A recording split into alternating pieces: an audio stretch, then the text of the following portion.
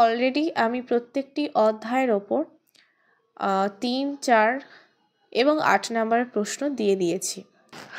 তো আজকের আমি ক্লাস 12 4th সেমিস্টারে 3 এবং 4 নম্বরের ওপর ফাইনাল সাজেশন প্রশ্ন দেব, তোমরা দেখে নাও।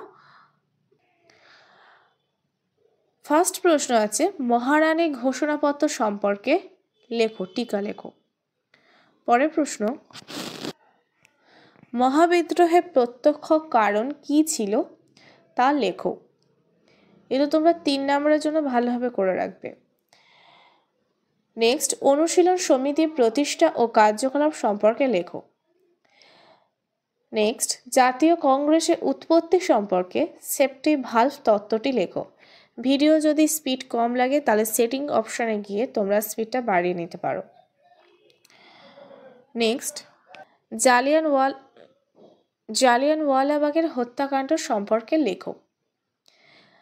কিংবা দিতে পারে জালিয়ানওয়ালাবাগের হত্যাকাণ্ডের প্রেক্ষাপট কী ছিল, এটাও দিতে পারে। সম্পর্কে লেখো থেকে জালিয়ানওয়ালাবাগের প্রেক্ষাপটটা তোমরা বেশি ভালো করে করবে, এটা ইম্পর্টেন্ট।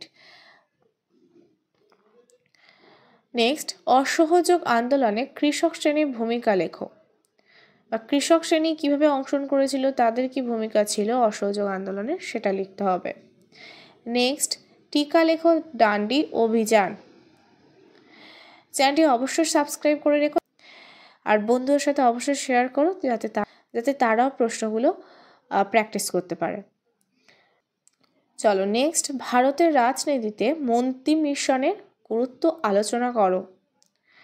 পরের প্রশ্ন, ভারত ছাড়ো আন্দোলনের ব্যর্থতার কারণ লেখো। আমি আছে যে 3 এবং 4 নম্বর প্রশ্ন দিচ্ছি, এগুলো কিন্তু পুরো সিলেবাসের উপর, অর্থাৎ 3, 4, 5, 6 4টে লেসন মিলিয়ে দিচ্ছি। ওকে। পরের প্রশ্ন, ক্রিপস মিশনের প্রস্তাবগুলি লেখো। নেক্সট, ভারতের জোট নিরপেক্ষ নীতিটি লেখো। পরের প্রশ্ন, ভারতের গণপরিষদের কার্যাবলী আলোচনা করো। 14 নম্বর প্রশ্ন, ভারতীয় সংবিধানের বৈশিষ্ট্যগুলি লেখো। নেক্সট, ভারতের ভারতের সংবিধান প্রণয়নে ডক্টর ভীমরাও রামজি আম্বেদকরের ভূমিকা লেখো। পরের প্রশ্ন, 1971 মুক্তিযুদ্ধে প্রত্যক্ষ কারণ কি ছিল। পরের প্রশ্ন, ভারতের পঞ্চবার্ষিকী পরিকল্পনা সম্পর্কে আলোচনা করো। নেক্সট, আইন অমান্য আন্দোলন সম্পর্কে লেখো। সাম্প্রদায়িক বাঁটোয়ারা নীতি কি। নেক্সট, 1858 সালের ভারত শাসন আইনের শর্তাবলীগুলি লেখো। পরের প্রশ্ন,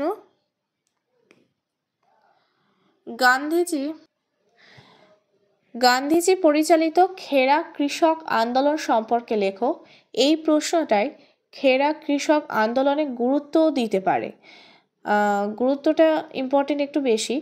তো তোমরা গান্ধীজি পরিচালিত খেরা কৃষক আন্দোলনের গুরুত্বটা ভালো করে করবে। তো এই ছিল 21টা প্রশ্ন। এই প্রশ্নগুলো তোমরা রেডি করো, আশা করছি এর মধ্যে থেকেই কমন পেয়ে যাবে। এবং ভিডিওটা যদি ভালো লাগে অবশ্যই একটা লাইক করো এবং বন্ধুদের সাথে শেয়ার করো। কোনো প্রশ্নের যদি উত্তর তোমাদের দরকার পড়ে অবশ্যই সেটা কমেন্টে জানিও, আমি টেলিগ্রাম গ্রুপে দিয়ে দেব। এই পিডিএফটাও আমি টেলিগ্রাম গ্রুপে দিয়ে দেব, তোমরা চাইলে ডেসক্রিপশনে লিঙ্ক দেওয়া থাকবে, লিঙ্কের মাধ্যমে জয়েন করে যেতে পারো।